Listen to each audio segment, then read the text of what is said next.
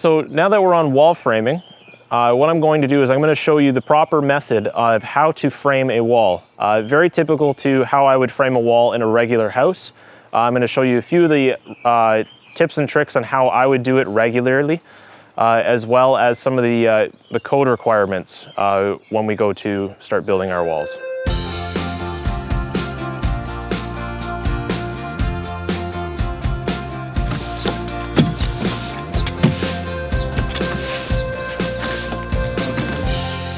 Okay, so next what I'm going to do is I'm actually going to lay out on top of the floor here where the inside of all the walls are going to go.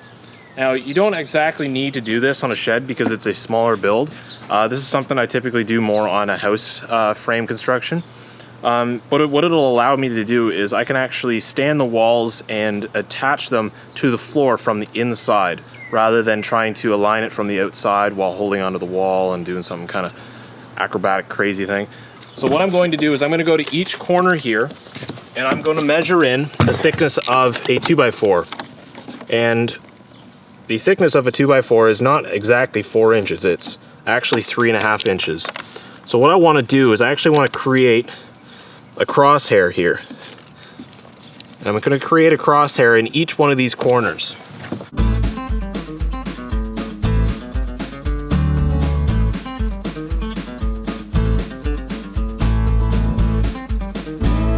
So next what I'm going to do is I'm actually just going to double check that this is all nice and square. So what I'm actually going to do is I'm going to do what we call cross measuring. So if I take the two diagonal measurements and measure across from them, they should be the exact same measurement. Now I don't think they will be. When I was actually doing these intersection points, I noticed that there was a slight gap in one of the joists there, which will actually throw this out just slightly. So I may have to do some adjusting. So I'm reading 125 3/4. There. So I do have a little bit of discrepancy there. So that means I've actually created myself a bit of a parallelogram. So what I'm going to do is I'm actually going to adjust these crosshairs to make sure that the walls that I'm building on this platform are 100% square.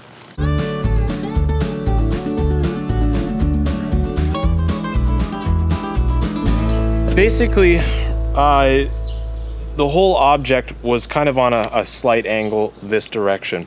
So all I did was I actually slightly moved the two back marks to my right. So then it allowed my parallelogram to remain a little bit more square.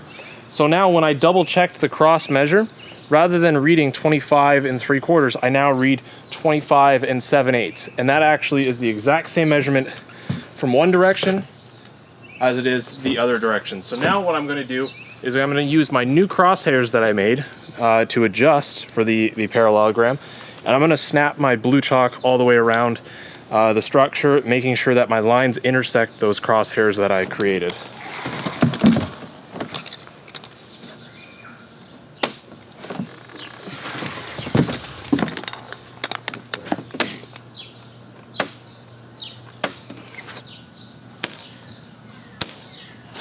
So next what we're going to be doing is we're going to be starting to build some walls. And what I'm going to do is I'm actually going to start with the back wall. The only reason why I'm starting with the back wall is because we have this fence that's relatively close to the structure. So I find it's going to be very hard for me to do anything on the outside of the structure afterwards. So what I've done is I have two plates here that are 8 feet exactly. What I've actually done with the bottom plate is I put a relief cut in. And the only reason why I did this is because this wall, or this plate, is going to be sitting directly down on the floor like this. And I need it to be straight. Now, this is actually somewhere where I've used a kind of a crappier board. This board had a really good crown to it, and it actually has a bit of a twist. And by putting this relief cut into it, it's allowing me to actually kind of torque and straighten this board out down to my chalk line below. Now, to start building my walls, what I'm going to do is I'm going to stand them upright just like this, very similar to how I started with the floor. And what I'm going to do is I actually want to tack this down because I'm going to sheet this with plywood to help hold the wall straight. So what I'm going to do is I'm going to use some hand nails, and I want to make sure that the wall is perfectly flush on the end, and I'm going to tack it down to the chalk line in behind. I'm going to actually leave the nails proud a bit so that I can pull them later. So what I've done is I want to make sure that when I sight down the back side of this board, I can actually see directly onto that chalk line. And that's kind of what I'm gauging this to. Another thing that I was also doing with that nail is I looked at the nails in the plywood below. And that actually allowed me to nail directly into a joist down below, rather than just nailing into plywood. So with this nail, what I've done is I've tried putting this nail on a 45-degree angle, and I'm trying to get it to come out the very back point of the board. So what I'm trying to do is I'm angling the nail like that, and I want it to come out at this point here. And what I'm actually going to do is this nail is actually going to create a hinge point when I stand this wall. Now, on larger walls, typically they can be quite heavy. So as we stand them, these nails will actually hold the bottom of the wall in place rather than kicking out on us. It's actually a little bit safer to do this way. So I usually go roughly every 4 feet, and I tack it down, making sure that it's fully touching the floor below.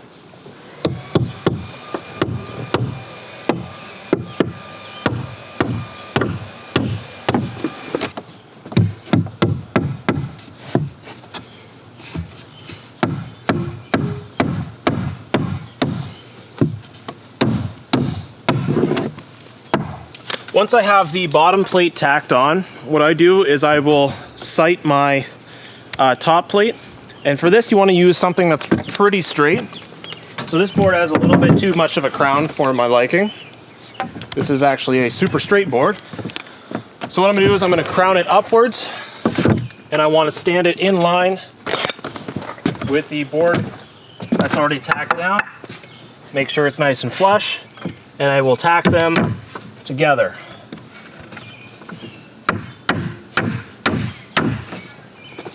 And now it's going to make layout of this wall very easy.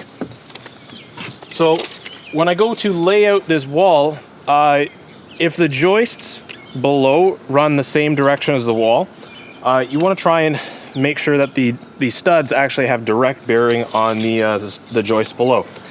So for instance, since the joists here basically run in line there, what I'm going to do is I'm going to start from the end that I started my layout from the floor.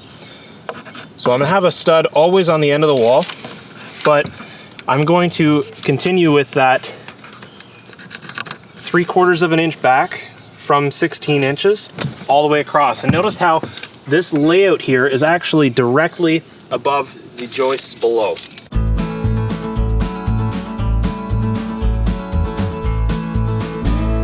So now that I've laid out all of my regular studs, I actually want to do something else as well.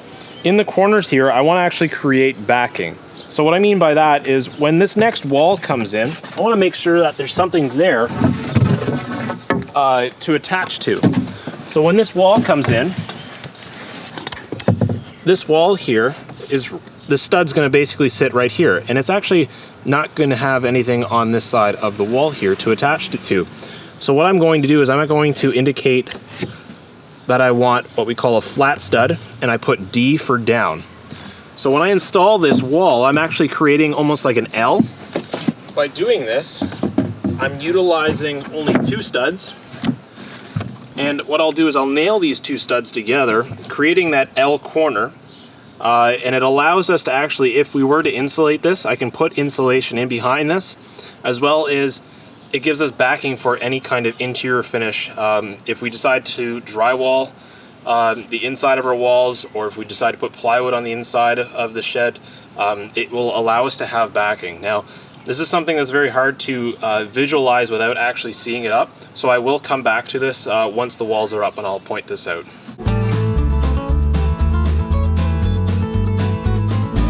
So upon laying out my studs, I actually came across a stud that looks like this. It's actually, I call it dry rot, but it's actually a really soft 2x4, and realistically it's really no good. It's not going to hold much structure. However, when it comes to being able to use all the material as possible, this is actually a great stud to use as one of our backer studs. Mainly because you can still attach like any of the interior finishes to it. However, you don't want it to be holding strength, because if it holds weight, it'll start to kind of deteriorate over time.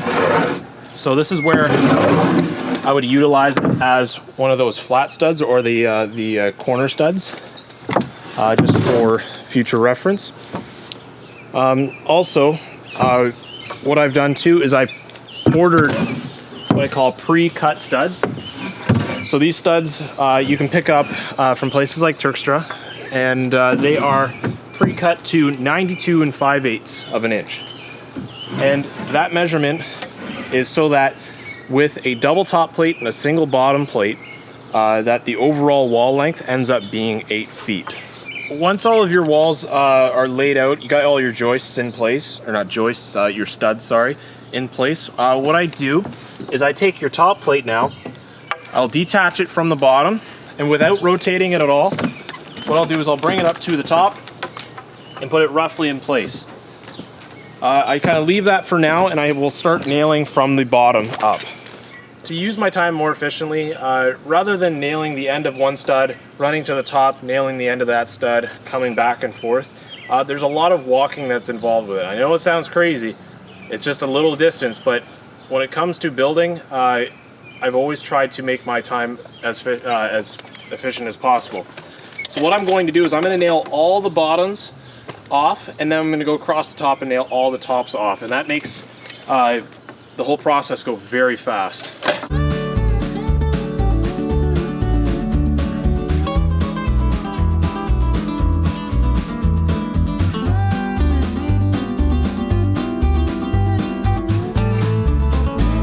So I don't know if you noticed that, but as I was nailing, you can see that this is still slightly twisted. So what I did is I actually nailed the bottom side of the plate here, and with my foot I pushed on the top. While doing this, I hit the head of the nails on the bottom, and it actually took the nails and actually drove the plate into the stud and allowed me to get it as tight as possible at this moment.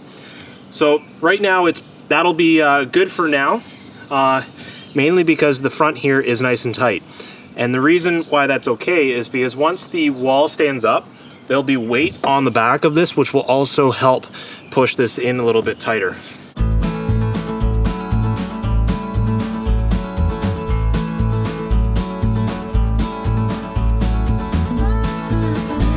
Okay, so what I'm going to do next is I need to install a secondary top plate.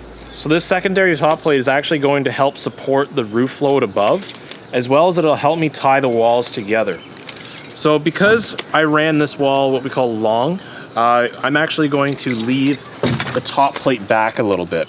So there's going to be a plate that comes in, and it's going to sit on top of this wall. So I'm going to actually mark 3 5/8.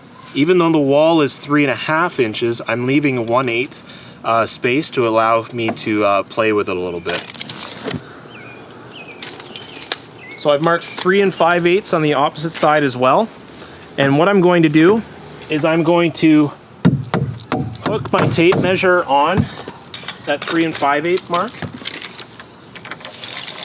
And I'm measuring to the opposite 3 5/8 mark. And that's going to be the length of my top plate. So I'm reading about 88 3/4 of an inch.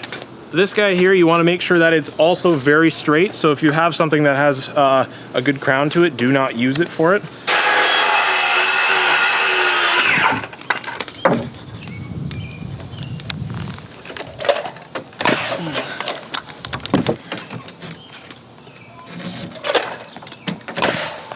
So with this top plate, it's really important that the top plate here is flush on the top, as well as I'm actually to the 3 5/8 mark here. So that'll allow for any kind of plate to sit on top. So that just means that the next wall in behind, we can leave a plate over top, and it's actually going to attach just like this on top of our plate, and I can nail through the top of it and interlock all of the tops of the walls together. So when I'm nailing this, what I want to try and do is I want to make sure that I'm nailing above each stud. So I do 2 nails each stud directly above. Now, the reason why I do above, one is it allows me to stay within the code. I should be doing 2 nails every 16 inches. Now, because I laid out my studs 16 inches, it falls within those parameters. As well as in terms of like a house build, if I shot a nail in the center of this opening here, if I had, say, my best friend plumber or my best friend electrician, if they were to run any kind of piping or wires through this wall, with their, I don't know, $40 drill bit, they would drill through this and hit my nail. And that drill bit would be basically toast within seconds. So in order to help keep all of the other trades happy as well, I always try to make sure that my nails are above studs. That way I don't run into any issues with any of the other trades. So next what I'm going to do is I'm going to sheet this just like I did the floor. So in order to do this, I'm going to cross measure again. So notice how I'm using the bottom of the plate over there, and I'm only going to the first top plate here. And I'm sighting down that leading edge. So I have about a 135.5.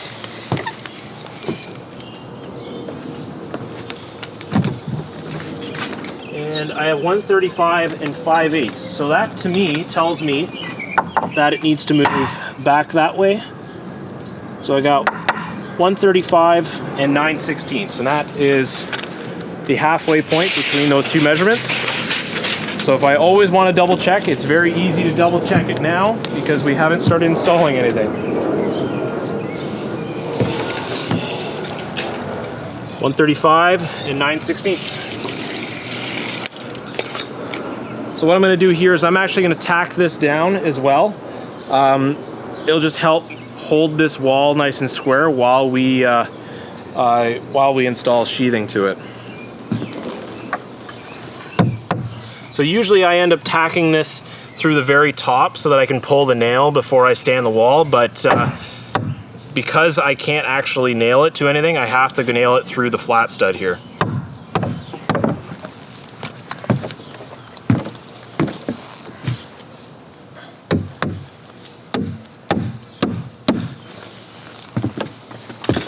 Now this wall here, it won't move side to side, and I know that it's going to be nice and safe to install the sheathing. Okay, so this plywood here is what we call OSB, and OSB is actually what we call a rated panel. So that just basically means that the code deems this a structural panel, and what it actually does is when installed properly, it'll actually hold the wall when it's standing from racking side to side. So it's really important that we properly nail this off so that it obviously doesn't rack side to side. So very much like nailing the floor off, what I'm going to do is I'm going to start on the side that I started my layout from, and I'm going to line it up with the outside face here, as well as I'm going to make sure that it's flush with the gap between the first and second top plate. And I'm actually going to come down to the side here. I'm going to do the same thing. Oop. Make sure it's nice and flush with the stud down below. Come on, there we go. Hit those 2 points, hold it nice and straight. And now what I can do is I can actually straighten and move that first stud by just turning the sheet of plywood. And all I'm doing is I'm trying to move it so that the top sheet of the plywood is in line with the gap in behind it.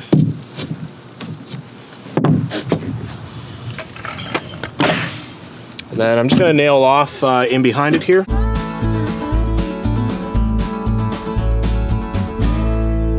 So I actually have to do a little bit more torquing on this than I planned on. So rather than coming all the way to the end and nailing, I nailed at the point where I saw it was last good.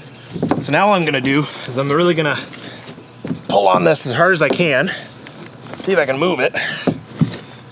Oh, it's close.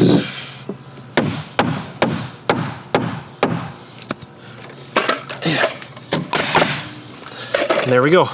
So now the top of that should be nice and straight, because we helped straighten the top plate with the sheet of plywood, as well as I used nice straight material for my top plates.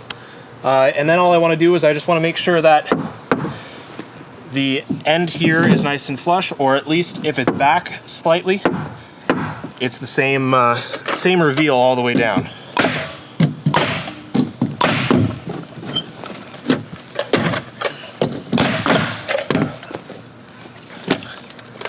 Now you don't have to do this, but this is just one of those, I call it better practices. But because I laid out the studs at the bottom and the top, I like to try and make sure all of my studs are nice and straight all the way up. So what I do is, wherever I've got the sheet started, I hook on that point, and I can actually, with my feet, move the stud back and forth to make sure that it's on the appropriate layout mark. And all I'm doing for this point is I just put one nail at the bottom to make sure that it holds it in place. And now that all of the studs are actually held in place, I can now easily go and nail the sheet off fully. And notice how these lines actually line up with the studs below. And that's for a reason. These studs, or these lines, are actually at 16 inches, 32, 48, 64, and so on. They're always going to be with those red numbers. Now, they also lay out 24 inches, and that's going to be a little bit more important when we start getting to our roof.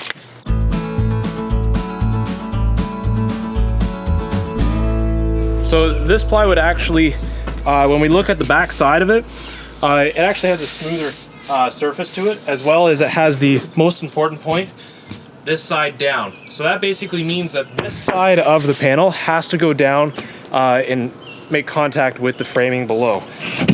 Now,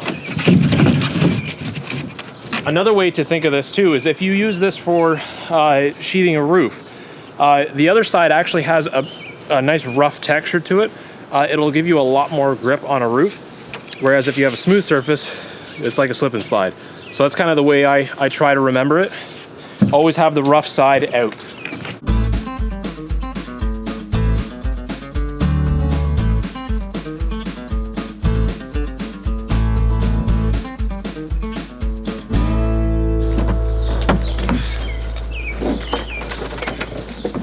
So notice how as I'm lifting this, you can actually see the nails at the very bottom working. And it allowed me to actually lift this wall all by myself, just because these nails here held that bottom in place, and it actually kept it relatively close to the chalk line there. So whenever possible, we do have to temporary post or temporary brace these walls. So what I'm actually doing here is I'm actually putting the brace on the outside of the wall. And that's so that I can keep this brace on here for when I start building my other walls. It won't be in the way at all. So when I go to nail this, typically I don't really sight this with a level. I just kind of look at it by eye, and I'm eyeballing if it's perfectly plumb. I see that it's relatively close, and all I'm going to do is I'm just going to use hand nails, and I'm going to temporarily tack it into the floor down below, and that'll just hold the wall up so it's nice and safe to work around. So now at this point, now that the wall's standing, I can see that I can actually move these flat studs back and forth. And what I want to do is I want to make sure that I nail them in nice and flat. I did leave those out previously, and I didn't really say too much, but this is the reason why. So again, what I'm going to do is I'm actually going to pull this stud so that's nice and flush here. I'm going to nail it straight through. Typically I try to do 2 to 3 nails, spacing them evenly through the wall.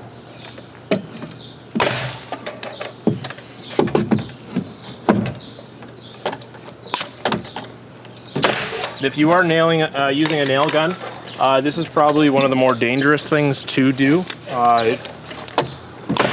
Whenever you're nailing near an edge like this, if your hands or anything in behind it, what can happen is it can skip off the edge and it can fire past. I can even show you maybe. See. So this actually didn't shoot past, but it did skip off the end. Even though the nail was actually relatively close to the edge, it can still fire through the side. So it's really important to make sure that you're keeping your hands out of the firing radius, basically.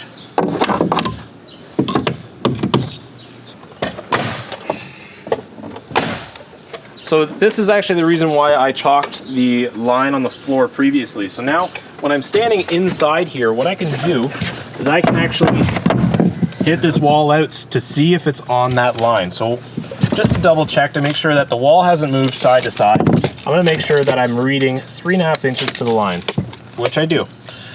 So I know that the wall hasn't shifted side to side at all. But now what I wanna do is I wanna actually straighten the bottom plate here and have it so that it sits right on the line. I'm gonna nail right through the plate down into the floor below.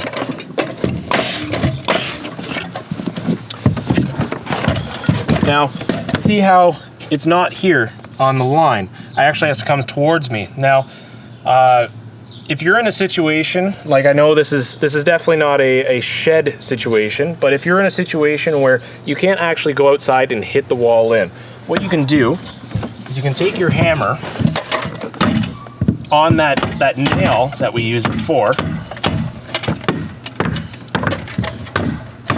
So what I've done is I put the claw on either side of that nail, and I can actually pull the whole wall in towards me using that nail. And now when I pull it, I can actually look straight down the edge and I can see that the wall is directly on top of the chalk line.